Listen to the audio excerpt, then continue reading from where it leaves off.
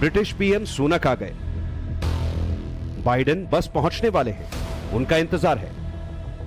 वही दिल्ली है, वही भारत है, लेकिन सब कुछ बदला बदला है। सवाल है कि क्या यहां से वर्ल्ड ऑर्डर भी बदल जाएगा?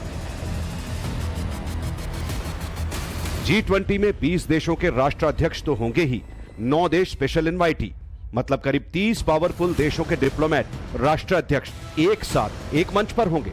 और सेंटर में होगा भारत, नरेंद्र मोदी की अगुवाई वाला भारत। जहां ये सारे नेता एक साथ खड़े होंगे, वो जगह है भारत मंडपम। अंदर क्या इंतजाम है, इसे नवभारत के कैमरे से देखें। भावना किशोर और अमित कुमार ने एक एक चीज का जायजा लिया।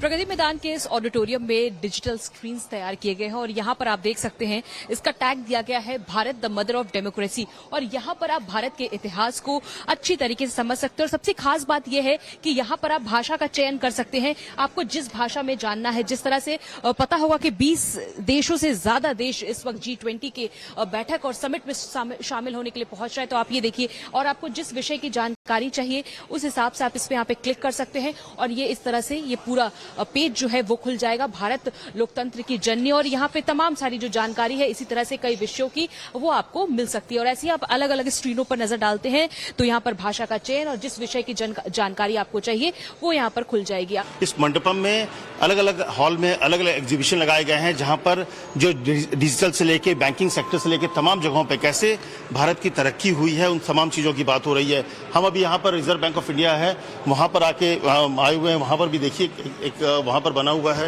एक एक सेक्शन बना हुआ, उसमें तमाम चीजें हो रही है कि इसमें कैसे हम बैंकिंग सेक्टर में आगे बढ़े हैं। मैं अगर आपसे बात करना चाहूँ, ये एग्जीबिशन में इसमें क्या खास है, यहाँ पर जो चीजें हैं? नहीं, ये भारतीय रिजर्व बैंक का पेविलियन है। भारत मंडपम तैयार है, लेकिन जो जानकारी है उसके मुताबिक अमेरिकी राष्ट्रपति जो बाइडेन एयरपोर्ट से सीधे नरेंद्र मोदी के साथ आमने सामने की बातचीत पे होंगे, मतलब तुरंत एयरपोर्ट से रवाना हो जाएंगे। खबर है G20 बैठक से दुनिया को बिग ब्रेकिंग मिल सकती है। ये ब्रेकिंग न्यूज नरेंद्र मोदी दे सकते हैं। अमेरिका के अखबार द नेशनल न्यूज ने एक लेख छापा है जिसकी चर्चा दुनिया भर में है। पहले देखते हैं इस लेख में क्या लिखा है, फिर बताते हैं नरेंद्र मोदी ब्रेकिंग दे सकते हैं, ऐसा क्यों कहा जा रहा है। दरअसल व्हाइट हाउस के राष्ट्रीय प्रवक्ता जॉन किर्बी ने कहा कि हम जानते हैं G20 समिट में यूक्रेन में रूस के अवैध युद्ध से कैसे निपटना है, इस पर फोकस रहेगा।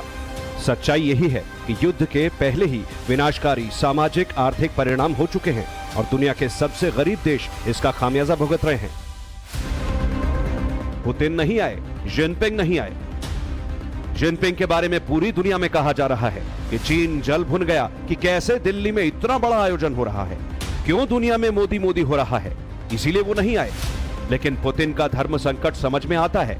वो युद्ध में है, युद्ध लड़ रहे हैं और ये युद्ध अंतहीन होता दिख रहा है। मोदी पुतिन की केमिस्ट्री भी ऐसी है कि दोनों एक दूसरे की बहुत कद्र करते हैं। एक देश के तौर पर भी रूस हमेशा से भारत का रणनीतिक साझेदार रहा है, आज भी है। मुसीबत के समय में रूस को भारत ने तेल खरीदकर या लॉजिकल सपोर्ट के जरिए बहुत मदद की है। अब द नेशनल न्यूज में लिखी बातों को समझने की कोशिश कीजिए और इससे जो सवाल उठ रहे हैं उसे समझिए। सवाल नंबर 1, क्या यूके यूएस ये मान रहे हैं कि यूक्रेन युद्ध भारत ही रुकवा सकता है? तीसरी बार नरेंद्र मोदी से यूक्रेन वॉर रुकवाने की अपील के पीछे क्या रणनीति है? क्या यूक्रेन वॉर अब नहीं रुका तो ये सचमुच थर्ड वर्ल्ड वॉर में बदल जाएगा? क्या द्विपक्षीय वार्ता के साथ मोदी बाइडेन में वर्ल्ड ऑर्डर को लेकर चर्चा होने वाली है? जो बाइडेन G20 समिट में हिस्सा लेने के लिए पूरे 3 दिन के दौरे पर भारत आ रहे हैं। ऑफिशियली क्या क्या बातें होनी है उसकी लिस्ट देख लीजिए। रात 8 बजे पीएम मोदी और जो बाइडेन के बीच द्विपक्षीय बैठक है। इस दौरान सिविल न्यूक्लियर टेक्नोलॉजी में सहयोग बढ़ाने पर चर्चा होगी। छोटे मॉड्यूलर परमाणु रिएक्टरों पर समझौता हो सकता है। इसके अलावा GE जेट इंजन डील पर भी बात आगे बढ़ेगी। लेकिन जो सबसे अहम है वो है रूस यूक्रेन जंग पर चर्चा। दोनों नेताओं के बीच जंग रोकने और शांति समझौते को लेकर अहम बात होगी।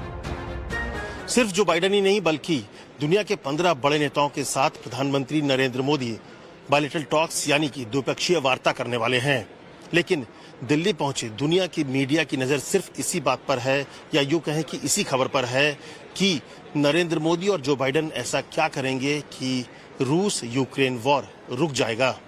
हालांकि जर्मन की चांसलर के अलावा कई बड़े नेताओं ने शांति की अपील पहले से कर रखी है, लेकिन सवाल ये उठता है कि क्या G20 का ये मंच वो निर्णायक मंच बनेगा? सवाल यह है कि भारत ही युद्ध रुकवा सकता है। इस थ्योरी के पीछे का भरोसा कहां से आया है? ब्रिटिश पीएम से लेकर वर्ल्ड बैंक सब ने कहा कि अगले 5 साल में दुनिया की तीसरी बड़ी इकोनॉमी भारत होगा। लगातार बढ़ते भारत से अपनी रणनीतिक साझेदारी को रूस और बढ़ाना चाहता है। यूरोप और अफ्रीका के कई देश कह रहे हैं कि सिर्फ पीएम मोदी जो बाइडेन और पुतिन को साथ ला सकते हैं। यूक्रेन युद्ध के चलते दुनिया को 2 ध्रुवों में बंटने से रोकने का सही समय है। बीते 18 महीने से देखें, लगेगा कि भारत एकमात्र ऐसा देश है जिसने अमेरिका और रूस दोनों के बीच संतुलन बना रखा है। भारत के संबंध पिछले 18 महीने में इन दोनों देशों से और मजबूत हुए हैं। आज का युग युद्ध का है नहीं, और हमने फोन पर भी कई बार आपसे इस विषय में बात की है कि डेमोक्रेसी और डिप्लोमेसी और डायलॉग, ये सारी बातें ऐसी हैं कि जो दुनिया को एक स्पर्श करती है। आने वाले दिनों में शांति के रास्ते पर हम कैसे बढ़ सके, उसके विषय में जरूर आज हमें चर्चा करने का मौका मिलेगा। अभी जो आपने सुना वो एससीओ मीटिंग के बाद प्रधानमंत्री मोदी का बयान है। पुतिन से मिले तो जरूर, लेकिन सार्वजनिक तौर पर यह भी कहने से नहीं हिचके कि ये युद्ध का समय नहीं है। तब मोदी की ये लाइंस वर्ल्ड हेडलाइंस बनी। आज भी दुनिया के दूसरे देश या तो रूस की तरफ है या अमेरिका यूक्रेन की तरफ। भारत न्यूट्रल बना हुआ है। पीएम मोदी के स्टैंड से ही वर्ल्ड ऑर्डर में हड़कंप मचा है। फ्रांस के राष्ट्रपति इमैनुअल मैक्रों कहते हैं नरेंद्र मोदी सही है जब उन्होंने कहा कि यह समय युद्ध का नहीं है। ये पश्चिम के खिलाफ बदला लेने के लिए नहीं है या पूर्व के खिलाफ पश्चिम का विरोध करने के लिए नहीं है। ये वक्त हमारे सामने आने वाली चुनौतियों का सामना करने का है। अमेरिका के विदेश मंत्रालय के प्रवक्ता नेड प्राइस ने पीएम मोदी के बयान का जिक्र करते हुए 6 जनवरी को कहा, हम मानते हैं कि भारत जैसे देश और रूस यूक्रेन के साथ संबंध रखने वाले देश बातचीत और कूटनीति में मदद करने की स्थिति में हो सकते हैं और जंग को समाप्त करा सकते हैं। अप्रैल में भारत दौरे पर आई यूक्रेन की प्रथम विदेश मंत्री एमिक जापारोवा ने भी कहा था, यूक्रेन चाहता है भारत अब किसी भी तरह जंग रुकवाए। भारत को एक अहम मुल्क के तौर पर देखा जा रहा है जो मध्यस्थ की भूमिका निभा सकता है। भारत इकलौता देश है जो रूस और पश्चिमी देशों दोनों से खुलकर बात करता आया है। मोदी ने पुतिन और जेलेंस्की से कई बार बात करते हुए भारत को संभावित शांति दूत के रूप में पेश किया है। उनकी मुलाकात जापान में G7 शिखर सम्मेलन के दौरान हुई थी। हालांकि अंतर्राष्ट्रीय मंच पर भारत ने अपने सबसे भरोसेमंद दोस्त रूस को कभी अकेला नहीं छोड़ा है। दुनिया से हमेशा भारत ने कहा है कि रूस का पक्ष भी सुना जाना चाहिए। तो क्या G20 सम्मेलन के दौरान मंच पर रूस का पक्ष भी सामने होगा, और क्या ऐसी खबर सामने आएगी या फिर ऐसी ब्रेकिंग सामने आएगी जिसको दुनिया का इंतजार है? अमेरिका ही नहीं, ब्रिटिश प्रधानमंत्री ऋषि सुनक को भी भारत और पीएम मोदी पर बहुत भरोसा है। भारत आने से पहले गुरुवार को ब्रिटिश पीएम ने कहा कि G20 शिखर सम्मेलन के दौरान पीएम मोदी से कहेंगे कि वो रूस से बात करें और यूक्रेन पर आक्रमण रोकने का आग्रह करें। ऋषि सुनक G20 समिट में हिस्सा लेने भारत पहुंच चुके हैं। ये उनकी पहली आधिकारिक भारत यात्रा है। जाहिर है पूरी दुनिया इस वक्त भारत को उम्मीद भरी नजरों से देख रही है।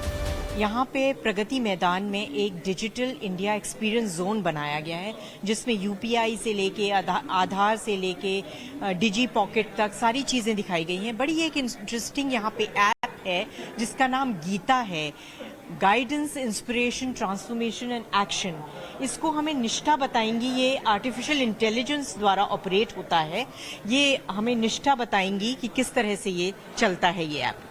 तो जैसे कि मैम ने अभी हमें बताया, this is an AI enabled app जो कि होली बुक भगवत गीता के थ्रू काम करता है। यहाँ पे इंसान अपनी जिंदगी से रिलेटेड जितनी भी पर्सनल, प्रोफेशनल, स्पिरिचुअल, रिलीजियस जितने भी क्वेश्चंस है वो यहाँ पे पूछ सकता है, और जो भी इस ऐप के थ्रू आंसर आएगा वो सारा का सारा भगवत गीता से लिया हुआ होगा, वहाँ से इंस्पायर्ड होगा। सभी को उम्मीद है कि भारत की उभरती हुई अर्थव्यवस्था और नरेंद्र मोदी का नेतृत्व पूरी दुनिया को नई दिशा दिखाएगा।